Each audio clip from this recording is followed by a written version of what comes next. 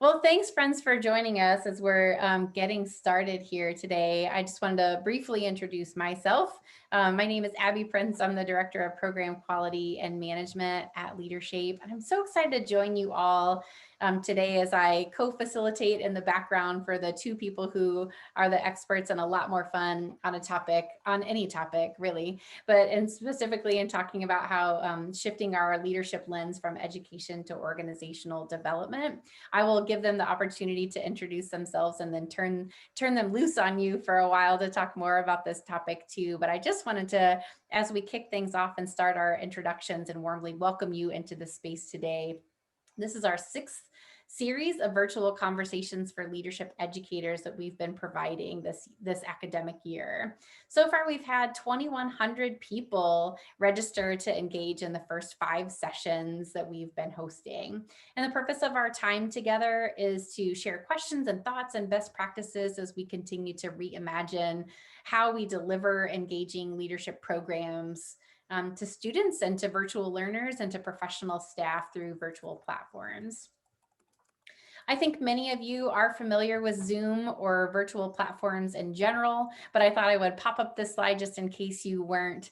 We will ask you to stay muted as you can throughout our time together and respond in the chat feature to questions and comments and anything that you'd like to share that stands out to you throughout our time of learning together here.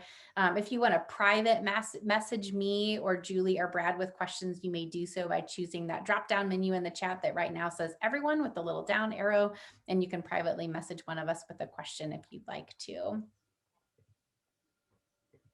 Anytime folks enter into a space, we want to offer a land acknowledgement for that time together. So LeaderShape would like to begin this presentation by acknowledging that the land each of us is on today is the original homelands of Indigenous and tribal nations.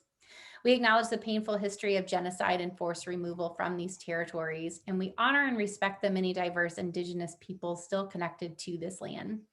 Please honor and acknowledge the Native Indigenous peoples from the land you are joining us from, and give thought to your ancestry and the generations that came before you. I mentioned earlier, I am in a small town. I'm in central Illinois in Piatt County, which is the former lands of the Potawatomi and Kickapoo peoples. And so I honor and acknowledge that space that they're from. We are joining you from LeaderShape. I'm our LeaderShape representative today and co-facilitating and welcoming you into the space. And I wanted to share LeaderShape's vision of a just, caring, and thriving world where all lead with integrity and a healthy disregard for the impossible, with the mission of transforming the world by people who do just that, by lead with integrity and a healthy disregard for the impossible. So welcome into that community if you're new to us. Welcome back into the community if you continue to join us. So thank you for your time today.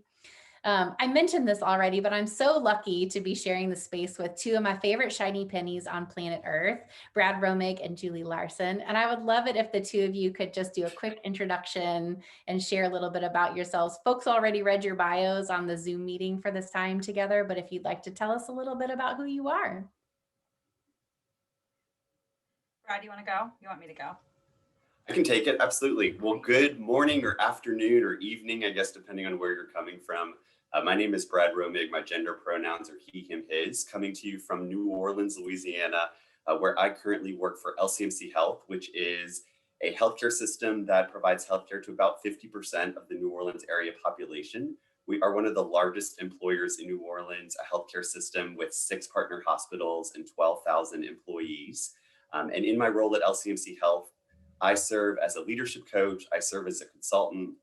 I manage our team of consultants and really help us think about employee engagement, help us think about how we infuse culture and brand into everything that we're doing. So I really identify as a culture champion. I'm also helping our organization really think about diversity, equity, and inclusion and how we can better infuse that into our training and our education, but also into our orientation and onboarding, our employee engagement, recognition, retention, et cetera. But I'm super jazzed to be with all of you today. And my name's Julie. I am she, her pronouns, based out of Seattle, Washington. Most recently have been working in Amazon. The best way to explain Amazon is there's AWS. They do all your stats and your cloud services. There's everything that you would see on the website, right? When you buy something, I don't work with either of those organizations. I work with what we call everything else. And in that role, I support Prime Video Studios, devices, ads, music, and IMDb, which we do own, and support our manager capability and inclusive culture initiatives for the staff among those groups. What I love about the work, and we'll get into in a little bit, is that we really range from entry-level employees all the way up to our senior vice presidents and engaging them in the topics in different ways, right? Like we all can imagine they're going to have some different needs in those spaces. So it's been a fun ride to do that work over the last year, as we've had a lot of interesting challenges and topics face us.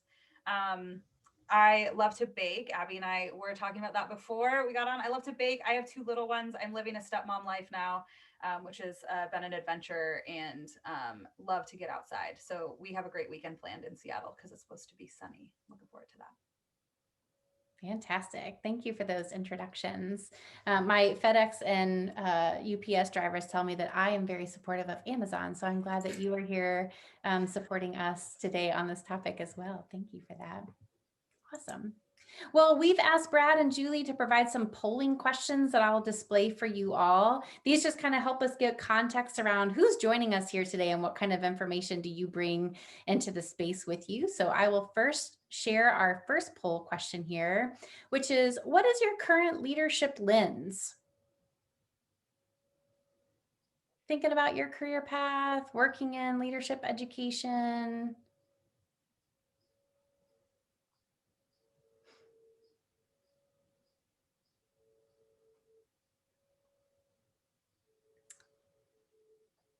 Seeing a lot of responses to this question already. I'm going to go ahead and end that poll. I think everyone has responded to that can. And it looks like, yeah, most people are in leadership education and kind of that secondary ed space that are joining us, and a couple in leadership development, and folks that don't yet but want to. Oh, I didn't share those results. Now I'm sharing those results.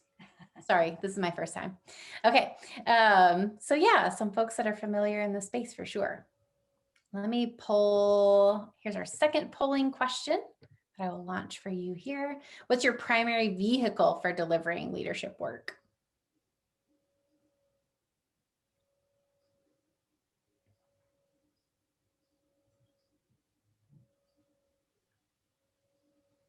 Give folks another couple seconds to respond to that question.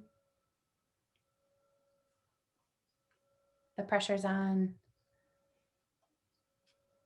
Okay, we'll go ahead and end that poll and then share the results here. So for most folks, it's that programs and workshop space, but a little one-on-one coaching and some instructor-led leadership courses as well. So a lot of diversity in how that leadership work is being delivered.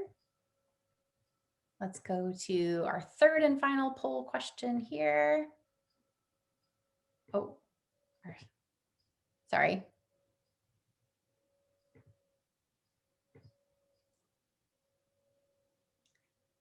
Sorry, friends. It's automatically bumping to this third poll question. So I might have goofed up something in the polls.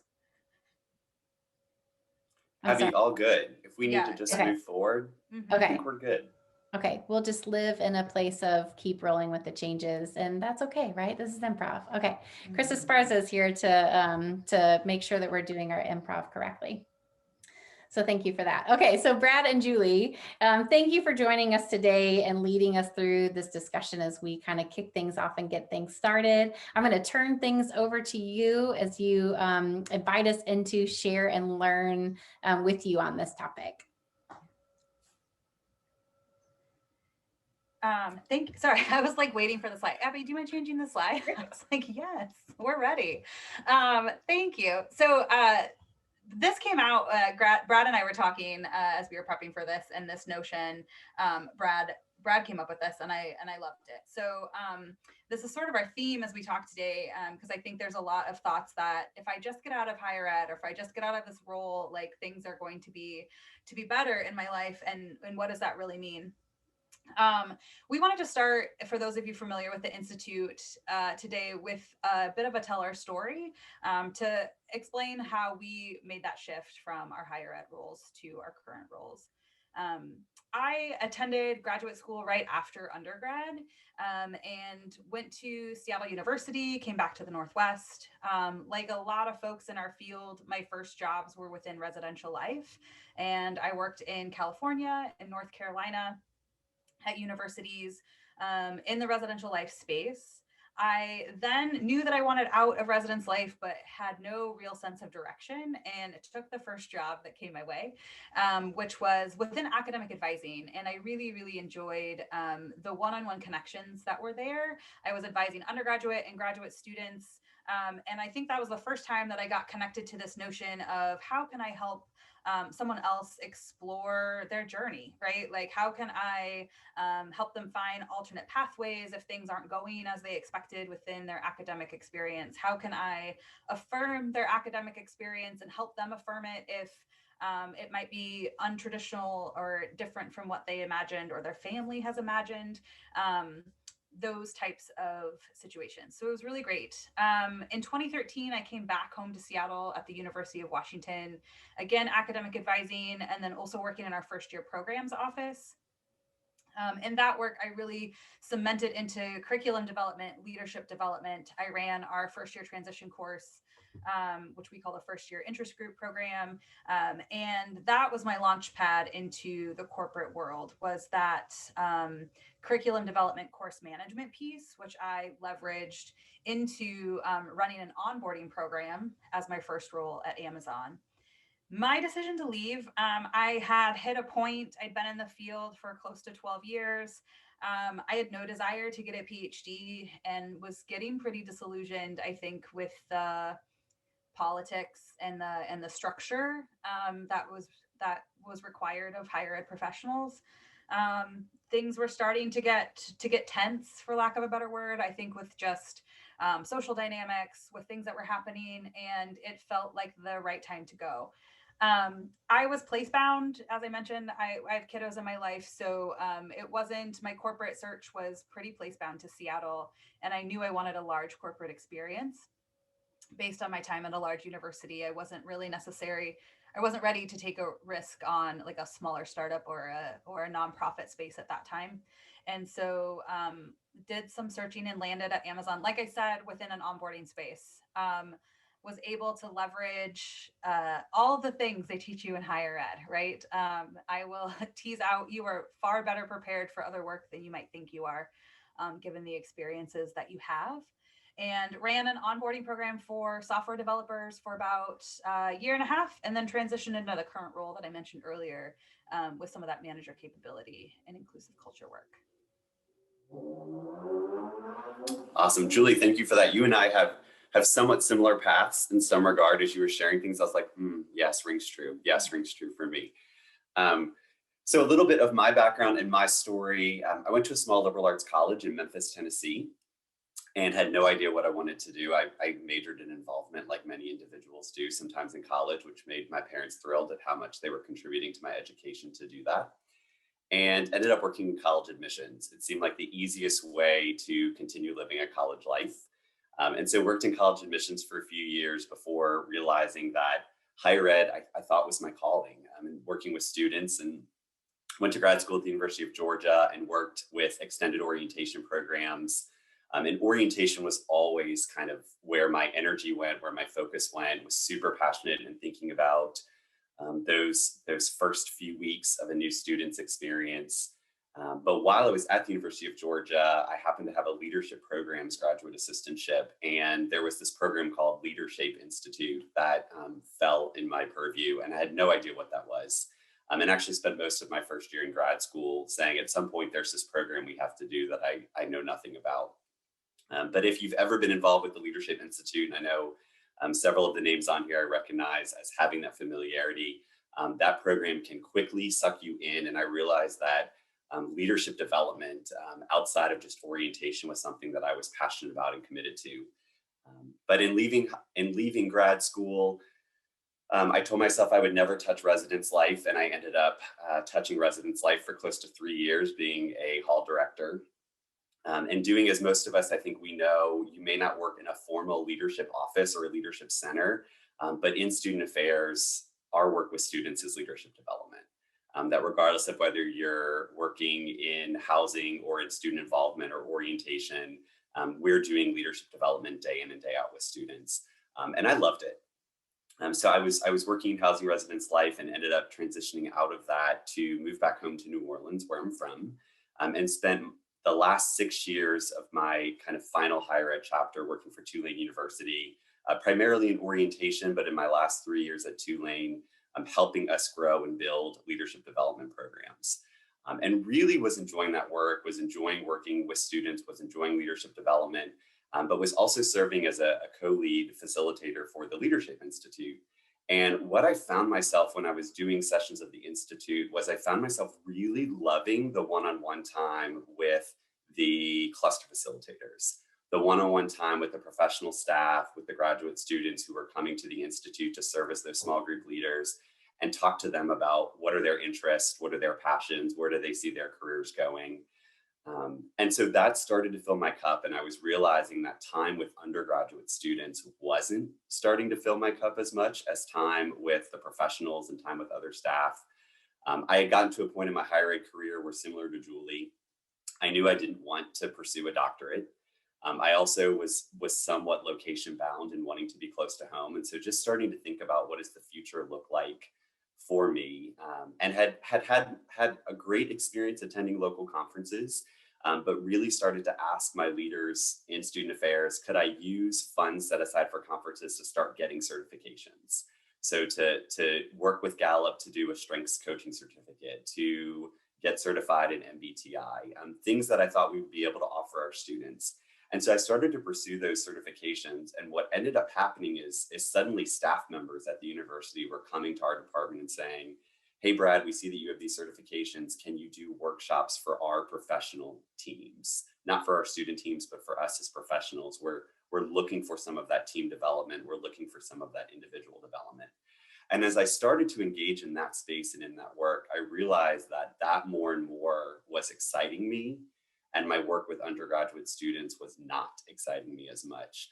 And so really started to think about, where do I go from here, and what could that look like? And so started to explore. I don't think I'm ready for corporate. I don't know that corporate is where I feel myself thriving. But what might life look like to be engaged in working with professionals, helping them think about their own career pathways, thinking about leadership development in kind of a different lens. Do not have a background in any way, shape, or form in healthcare, but had a friend who was working for a healthcare organization who said, hey, we have an opening for a consultant, and we would love for you to look into it. And so it allowed me to shift gears from being director of an office and managing a team to really being an individual contributor, but being able to do leadership consulting and coaching, everything from team dynamics and helping teams build trust, to working with leaders who maybe held a leadership title or position, but honestly didn't have the right skills to succeed as leaders. And so how do we help them beef up those leadership skills? And so it was a great kind of 18 months in that healthcare space before I was able to move into really a different role where I'm still serving as a consultant and a coach in that space, but also helping us think more bigger picture around culture, around diversity, equity, and inclusion. And now I'm managing our team of consultants who are out in the field doing that leadership work. And so I see a lot of similarities in that leadership work. But I think for Julie and I, as we were thinking a lot about, is the grass greener or not, and thinking it's actually just a different shade. We still have pain points. There are still challenges that we face. We thought that this was a great way for us to be able to talk about, well, how do we approach our work differently? How do we leverage our strengths as leadership educators in a new space? And how have we had to embrace the scratchiness, right? Those things that have been maybe some pain points or those skill gaps that we've had to think about as we have transitioned and really shifted that leadership lens. And those are some of the elements that we hope to share with you all today. So I think we can move on, Abby, to the next slide. And Julie, I'll let you start off with talking about approaching work differently. Thanks, Brad. Something we talked about in our prep for this that is similar. I think what I also love about this conversation is that Brad and I have very different experiences in our journeys since we've left higher ed too. So it's been a good contrast and touch point for us to have conversations leading up to this too. Something that I hear almost daily in my work is, what's the problem we're trying to solve? And that feels different to me than our work in higher ed, because I think sometimes we took things for granted. Like I knew that a first year student was going to have X, Y, and Z experiences within the university. I knew a first year student would have to make these 3 decisions within their first quarter based on what happens within our university. And so there were some things we just kind of did on autopilot, right? Like theory tells us that this will happen, and yes, there's some variance in that, but I don't have that anymore, right? And so there's also this piece then of, we know that we want to guide a person through this first year experience or this senior year experience, et cetera. And now the question I have to answer is, like, what is the problem and how does it help the business, right? We talked a lot about this notion of success metrics, and I consistently have to prove what we're doing has value outside of just, we know it's better for the person, right? My team is actually embedded. We're a learning and leadership team, but we're embedded within a talent team, which means a lot of my team also manages promotions, compensation, hiring, recruiting, and our bottom line comes down to those numbers, right? Like, who are we recruiting? Who are we retaining?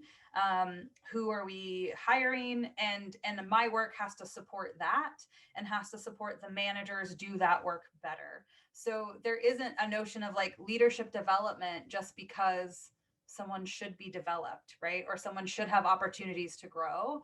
We're sitting in a space of, you can take money or you can take resources to create this program, but how is it going to help a manager hire more effectively or recruit more effectively?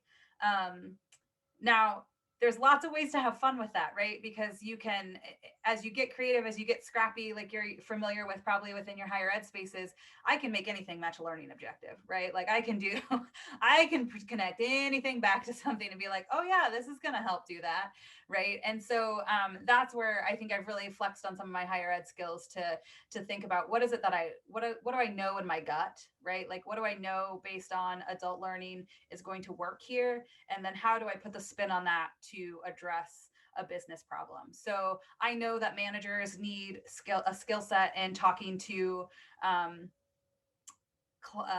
recruits from marginalized communities. That's a gap area for us right now.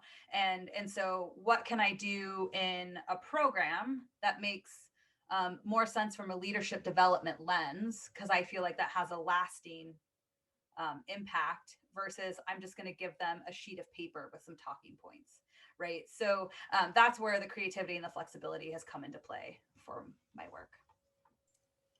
Yeah, and it was a big aha moment when Jules and I were talking, and she was saying, what's the problem that we're actually trying to solve? And I think similarly for us in the healthcare space, things often are driving back to quality of care for our patients. We're looking at the patient experience. We're looking at our quality metrics and outcomes. We're also looking at employee engagement and retention. And so in many cases, what research tells us is that 70% of the variance in employee engagement and retention is tied to the manager or the leader. So leadership development for us, as Julie was saying, isn't just about saying, we want Abby to be the best Abby she can be, and therefore, Brad, feel free to devote as much time as you want to helping Abby thrive. It's about saying, hey, maybe Abby's team has low engagement.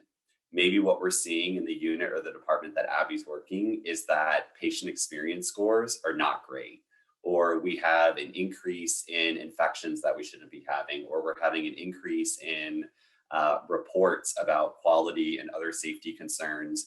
And so, Brad, we need you to invest some time with Abby in order to help us meet those outcomes, to help us meet that return on investment that we're trying to achieve.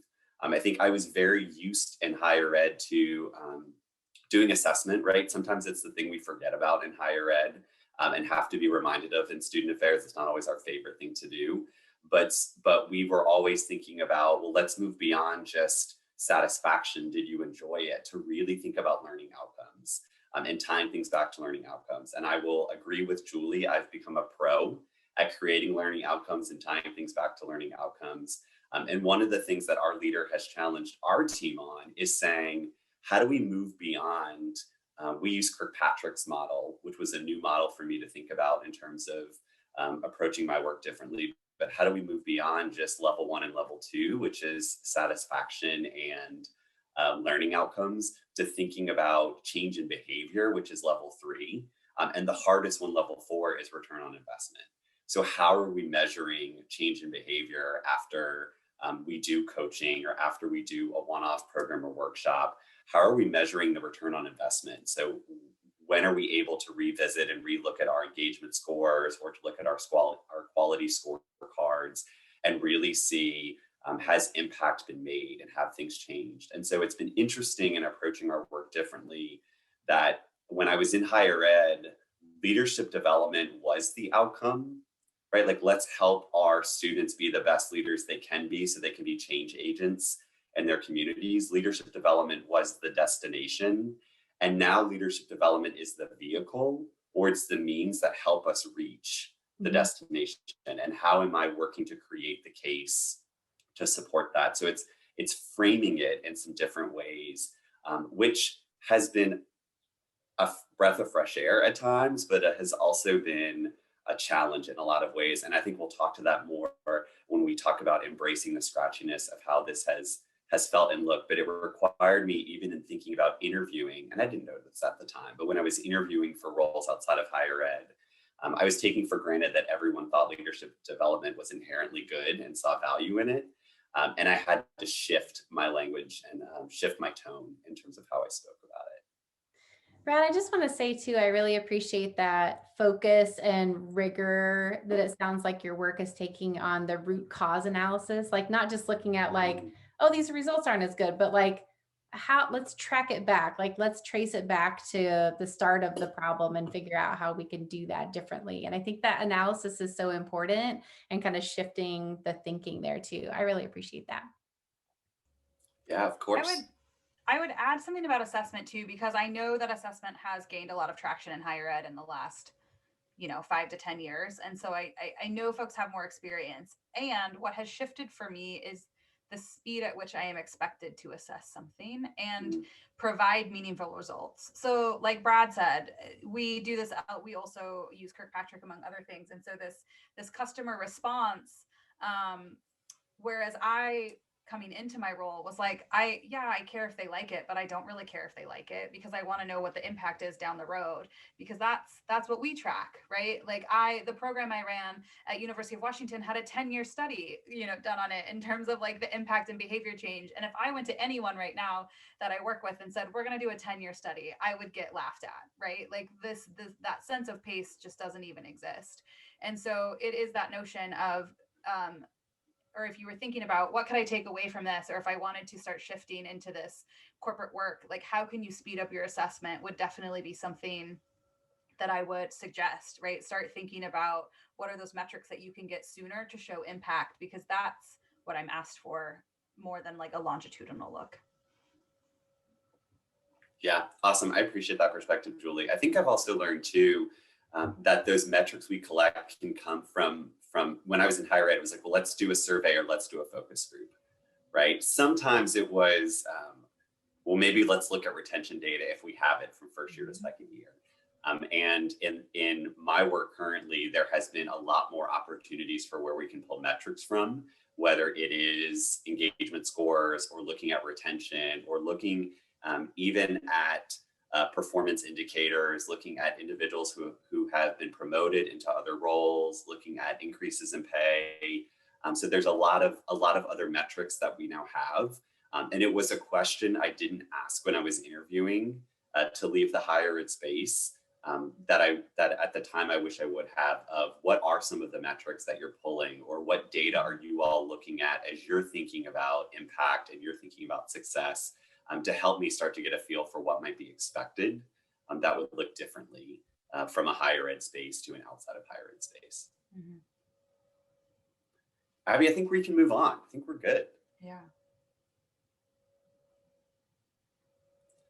So I think it was really important for us too, in talking about not only how we approach our work differently, but speaking to how we've leveraged our strengths as leadership educators. And from that poll question, I just want to highlight that maybe you're working directly in leadership education, or maybe you are not. But I am a firm believer that we are all leadership educators, right? That everyone has the capacity to develop leadership, and that our work is really, whether it's with students or whether it's with non-students, really helping them think about how they can be better, how they can be at their best to meet whatever those goals are, those key performance indicators. And so in thinking about the many hats I wore as a leadership educator, and thinking about how that's really helped me in my work currently, I think one thing that Julie and I have talked about, both of us have a background with Jesuit institutions. And so this critical reflection piece, I do a lot of reflection with individuals, whether it's in one-on-one coaching or whether I'm doing it as part of programs and workshops that we're offering. And I have found that the space I'm in doesn't often carve out time for reflection because things are moving so quickly and on the go. Yet there's so much importance in that time to be, what I tell participants at the Institute, that they get to be under construction, that they get that time to be undergoing improvements or renovation, that as people, we don't get to just close the door and say, come back soon, right? Work in progress. And so it's been neat to bring that reflection piece into the space outside of higher ed and show value in that.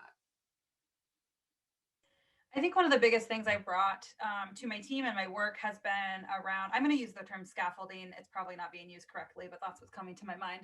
But this notion that, you start at a space and I'm going to take you on this journey, and we got to hit some certain landmarks before we go. And the example I can give is our company has just launched an internal e-learning around DEI this year, and it's great. And this e-learning comes with conversation guides for managers to lead a conversation around inclusion topics. Also seems great on the surface. And I asked the question, like, do we think our managers are ready to have these conversations? And the response was, well, managers need to have these conversations. And I said, yep, comma, and do we think managers are able to have these conversations, right? So there isn't always a lot of thought from like +1 staging comes to mind. I don't know if they still talk about that in higher ed or if that's like 1997 when I was around, but like, how are we actually moving folks through something in a way that makes sense and isn't going to cause harm, particularly when I think about this work around inclusion. I was like, we cannot have, right? So our stats were released. If you are curious, Amazon is now, we're doubling down and releasing our diversity data. It is out there. It is sad in the corporate space, and we are predominantly white men. And so many of whom have not engaged in these topics before. So what is the risk of like allowing a person without experience with those identities to lead this conversation when we're running global teams, right? When we can also say that the majority of our leadership are white men and the majority of our lower levels that's where we see folks of color and women. And so like, let's talk about that dynamic and how am I helping them bridge that gap based on what I know from education theory, like leadership development theory, right? Like we can't just jump off the 10-foot platform. We've got to do some work. And so that has been my biggest leverage point, I think, in terms of bringing those skills into the workspace. Yeah, I would agree. Oh, go ahead. No, I was just going to say, I would agree with that as well. I think that it's been less about, is there a specific theory that we're using, and more about what do I know globally about leadership development and how have I been able to infuse that? Yeah. I think there's also this notion, I've been having a conversation lately. There has been a lot of work around emotional intelligence, and you would have think that we like just discovered a 300th element, right? That goes on the periodic table. Like it's been energizing to like watch the conversation happen. And I think as an educator, being able to validate what people are now learning about the value of emotional intelligence has been huge, right? So when other folks are coming in and when managers are saying, hey, I've discovered this, like, is this useful? And affirming like, yes, dig into those skills. That is useful as a manager. Those are going to help you be a better leader. And that is new, right? For some of the corporate space, for our corporate space, for sure. which can make me laugh sometimes, right? Because I don't know that our time in higher ed, we always felt like we were on the cutting edge of things, and a lot of this work around leadership, a lot of this work around emotional intelligence, higher ed is leading in that space, 100%, right? When you see it exist in other contexts. Yeah, I would agree. I think some of the other ways that Julie and I have talked about that we've been able to leverage our strengths as leadership educators is thinking about curriculum design, is thinking about, as we talked about, approaching work differently, how we measure success may look differently, but thinking about learning outcomes and grounding content in learning outcomes, thinking about building a curriculum that we either instruct or facilitate, thinking about how we design and approach because of reflection, because of thinking about that scaffolding and that +1 reasoning, how we design and develop training, or how we design and develop programs that we want individuals to participate in. Yes, there is a lot of interest in wanting individuals who are in kind of that instructional design or trainer facilitator role outside of higher ed to have a strong understanding of adult learning theory. But most student development theory is adult theory. And so thinking about how I've brought that in or incorporated that has been really, really helpful. In addition to my ability to design a program. Many of us in student affairs can pull a program off without even thinking about it. And I didn't realize what a value add that was, or what a skill that was, that a lot of individuals just do not have. I think I took it for granted because I was doing it as early as being in grad school, even in undergrad, and just kind of carrying that forward. And that there are a lot of individuals who don't know how to build a program, build an effective program from start to finish and be able to run it. So there have been a lot of strengths that I've been able to pull from as a leadership educator in my new role, in my new space, thinking more around organizational development. Abby, I think we can move on. I'm going to ask folks too. I'm like keeping an eye on the time. If there's questions, I mean, Brad and I, obviously we've talked, we have some things, but like, if there's questions that are coming up for you or thoughts that you want us to address, like, please feel free to put those in the chat, because we're happy to go offline a little bit, or off script. There's no script, but you know. And as you're thinking about that, we also wanted to just talk about ways that we've had to embrace the scratchiness. Right? And thinking about, I might want to take that leap, or I might want to transition. So what has that looked like? What have been some things where maybe that you've noticed some skill gaps, or places in which you've had to really lean into that discomfort, and thinking about transitioning roles or wearing a different hat from being a leadership educator to thinking about being a consultant or coach or trainer, or doing some of that organizational development work.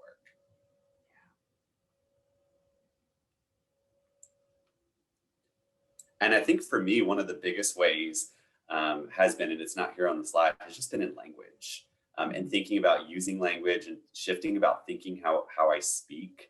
And even looking at my resume as I was thinking about roles outside, reframing students to be talent, to think of individuals as talent or as employees, team members, and trying to think about how do I frame my language in a way to show that I have been engaged in the developing people space, and not say, well, they were just students, because they're not just students, they're people.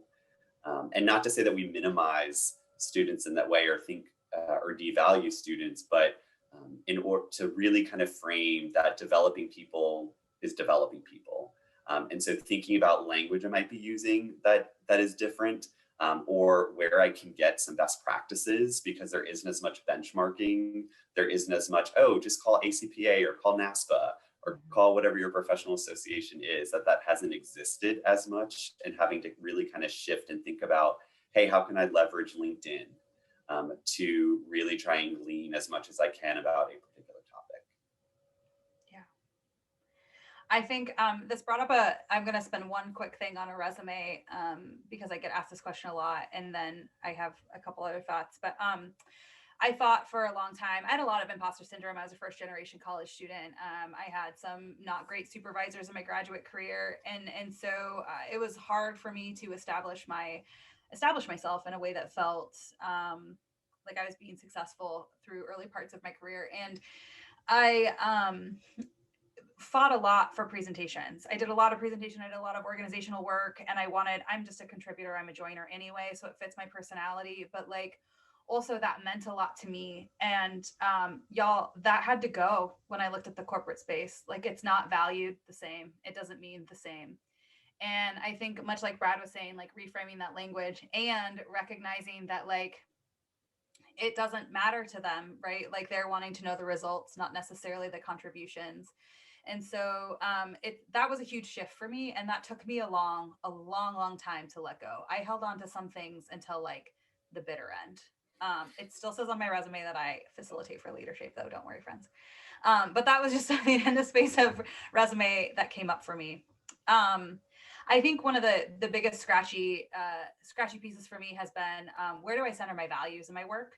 When I left higher ed, I was amazed at how grateful I felt to be able to turn off the work at the end of the day. Like I did not carry it home, right? And that was a huge relief, because even though I was not in a residential space, I think you give so much when you are a higher ed professional. You are constantly giving and constantly on and constantly building that network and those relationships that it is very hard to disconnect. I was also part of a team. We were very close. We were very tight knit. We still are. I still talk to those people, but I think that meant like it wasn't turned off. We were going to birthday parties for kids over the weekends and things like that, right? And that felt like such a gift for about 18 months. And then I was like, where's the value in the work that I do, right? Like where do I get to show up? Like where do my anchor points show up in my work? And is it if it's not a values-based organization, is it worth it, right? I think I still struggle with that. The question I'm asking myself right now a lot, if you follow us in the news, we've been in the news a lot lately, not for great things. And is it enough to know that I'm doing work to make things better in a place that maybe isn't so great? And how does that sit with my values, right? I find myself championing the things that I know are really, really cool. And the work that we do, I'm going to tell you all, I tell everyone, there is a project within Alexa to capture dying languages and native languages, and record those within Alexa so that they can continue to teach folks as that language becomes harder to pass on among communities. And I think work like that is very cool. And I don't know that we support our fulfillment center workers in a way that recognizes them as the wonderful humans that they are. And so how do you hold space for that? And in higher ed, you used to dig in, right? Not perfectly, not all the time, but I think in that community, you used to dig in and have those conversations. And now I don't. And so feels real scratchy. But that's what's sitting for me right now within that space. Yeah, I talk a lot about proceed until apprehended in my current role. Where I think in my former life in higher ed, I was allowed to always ask those tough questions or engage in that mess, as Julie's kind of speaking to a little bit, and trying to find my place in the organization. For me, it was important to work for a values-driven, not just in professing it, but in practicing it, a values-committed organization. And I have found that in the healthcare space that I'm in. But there have been times where I have gone there and been told, hey, Brad, it's a bit too progressive. It's a bit too hot for where we are currently. And so I've had to step back a little bit, or depending on the day, still poke the bear a little bit more and say, well, why can't we engage in that? Or why can't we do that? And so for me, there has been, in some regard, in embracing the scratchiness, kind of recognizing, again, what's the business case versus some of that embedded understanding. I think when I came into the space in the healthcare system that I worked for, it was 2 years ago, and I said, hey, we're a large healthcare system. What's our strategy around diversity, equity, and inclusion? And we didn't have one, being transparent. One just didn't exist. And so I said, well, I'm going to make one.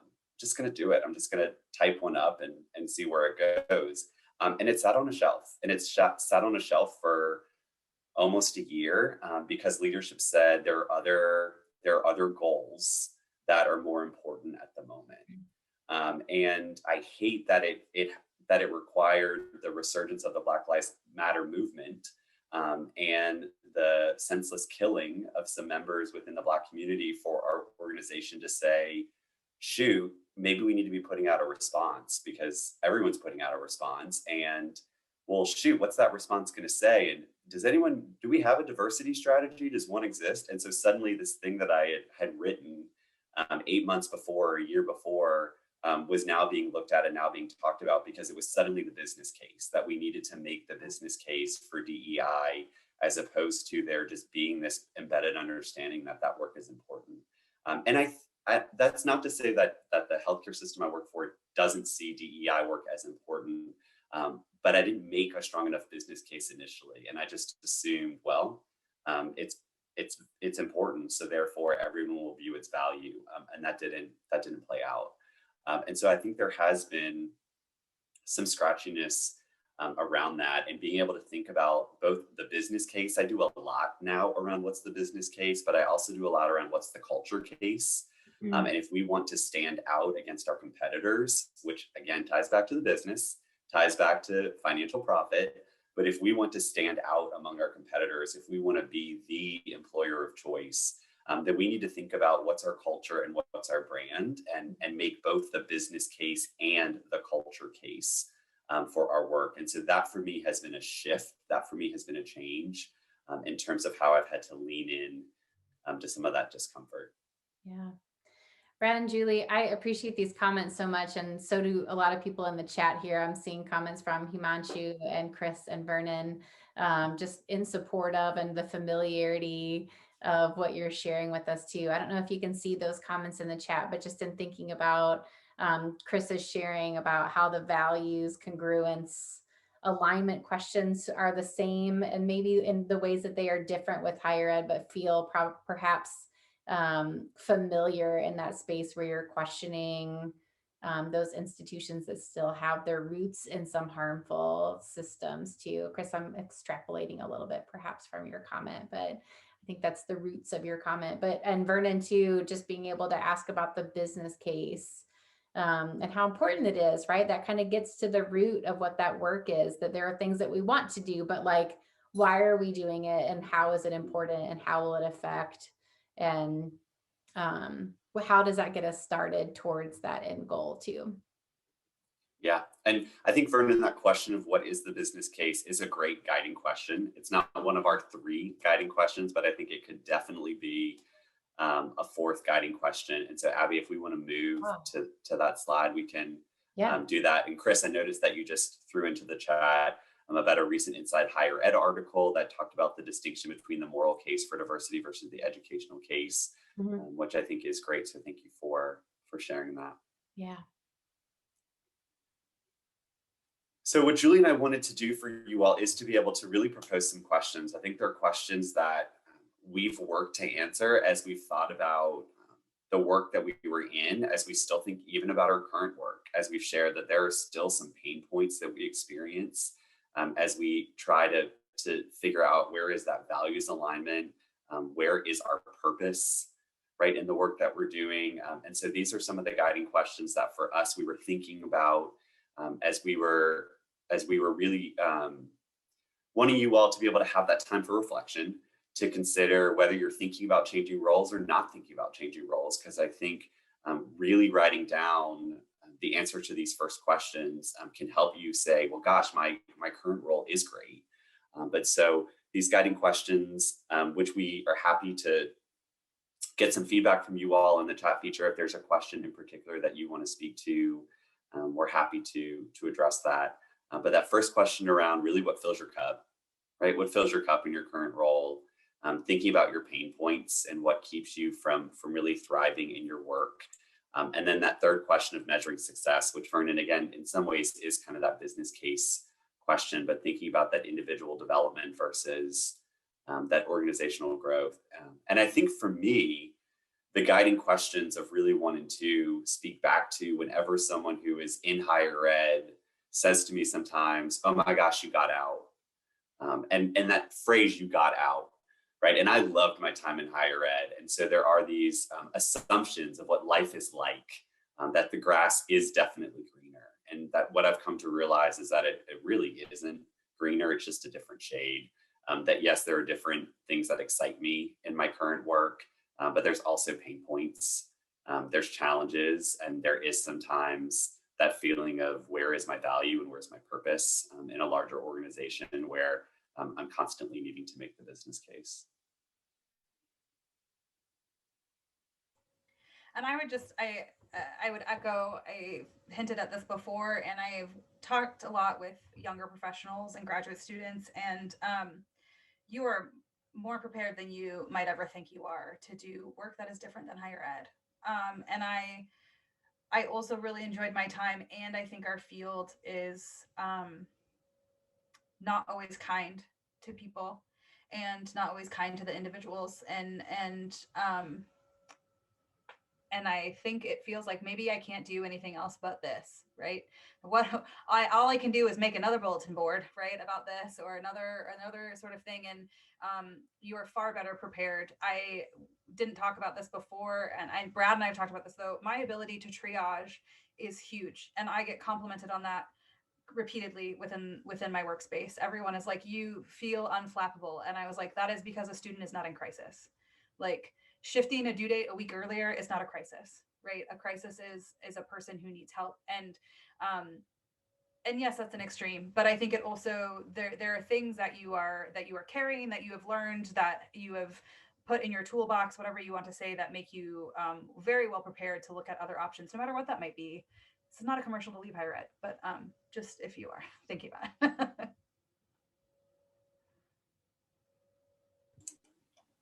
I really like these guiding questions that you offer that also feel like just general reflection questions too, right? To be able to ask yourself about where you are right now in your career and the things that you care about, and being able to think about what does success look like for you as you're listening, as we're all listening in the audience to the two of you talk about what that transition has been like outside of higher ed, and being able to answer these questions. I think it almost does sound like a commercial for how to find satisfaction in your work, and how to dig into those ways in which your skills are valued, and how you can find value in the work that you contribute in that space, whether that's in higher ed or outside of higher ed. And I hope that there are people that are with us that are like, I'm not looking to leave higher ed, I'm just looking to like my job a little bit more. I think these reflection questions and guiding questions are helpful in that environment and that space as well. Thank you for sharing these with us.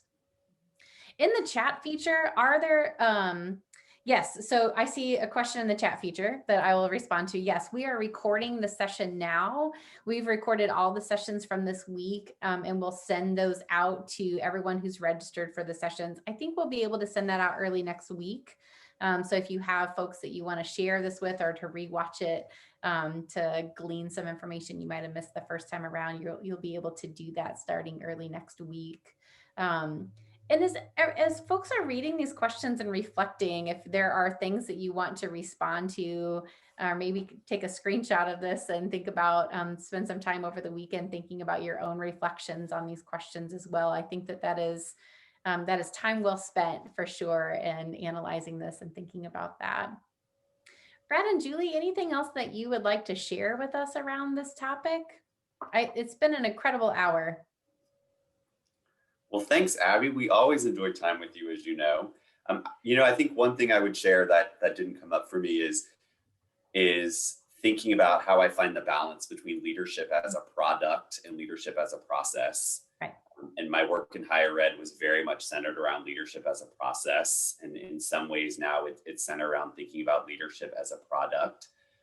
But I think that business case piece that Verna was mentioning is really important. And I think back to even my first year working at Tulane University, when we were trying to grow leadership programs, we were trying to bring the LeaderShape, and we didn't have a budget for leadership, right? And so we had to go ask different departments to contribute to try and help us bring the LeaderShape Institute to Tulane, and then to keep it at Tulane. And so a lot of that is really grounded in that business case. And not just saying it's going to be awesome for Abby to attend the Institute, but it's going to be awesome for Abby to attend the Institute and then come back to our campus and create change. And here are some examples of how that change is going to look and feel. And here's the impact that the Institute can have on our campus. And maybe it's the Institute, or maybe it's Catalyst, or maybe it's the Courageous Conversations. But it's always really thinking about the business case. And I never really thought of it in that way. And so being outside of higher ed has given me, again, that shift to think about language a little bit differently. But it has been for me, big picture, thinking about leadership as the process and the product to try and reach and meet those goals, those KPIs. Yeah, a difficult but helpful shift to make, no doubt. Yeah, and you can, to build off that, I would have these conversations with your students, with the folks that are participating in your programs, right? Not every one of them is going to work in higher ed, and helping prepare them for what they might encounter when they want to make change within an organization could be huge, right? And talking to them about business cases and talking to them about understanding success and what is the problem they want to solve, right? Because it's the right thing doesn't get us as far as it once did. And so those conversations and helping form that energy can be super, super useful too. Yeah. Very good. Thank you for that. I really appreciate that. I always appreciate time with the two of you. And so being in a space of learning from and with you is just one of the best hours of my day. So thank you for that. Thank you for sharing with us about your own work experiences and the ways in which you've kind of pivoted your thinking. Pivot was a topic from a conversation earlier this week. So thank you for sharing this information with us. Thanks, Brad and Julie, to both of you. I would like to share a little bit about, because Brad and Julie both have mentioned some LeaderShape programs throughout the last hour. And so if you're new to LeaderShape, if you're new to learning about us, if you came to LeaderShape just for this conversation, then I would like to share with you a little bit about the different programs that we offer, both for students and for professional staff. So the Institute, our flagship program, but also Catalyst, Resilience, and Courageous Dialogue. There are virtual offerings among what we share here, as well as when we get back to in-person programming as well. You can find more at leadershape.org and on all of our social media platforms too. Additionally, because we are a not-for-profit, I thought we would share that our mission is to help a cause larger than our own. And so we will continue to make these programs, the virtual conversations for leadership educators, free for people to join us. But we are a not-for-profit. So if you'd like to donate, then there's a link to our donation page there if you'd like to contribute in that way. But otherwise, thank you everyone so much for joining us. We've appreciated our time with Brad and Julie, and just seeing some support and comments in the chat as well from familiar faces. It's nice to see everyone today. So thanks for joining us. Thanks everyone.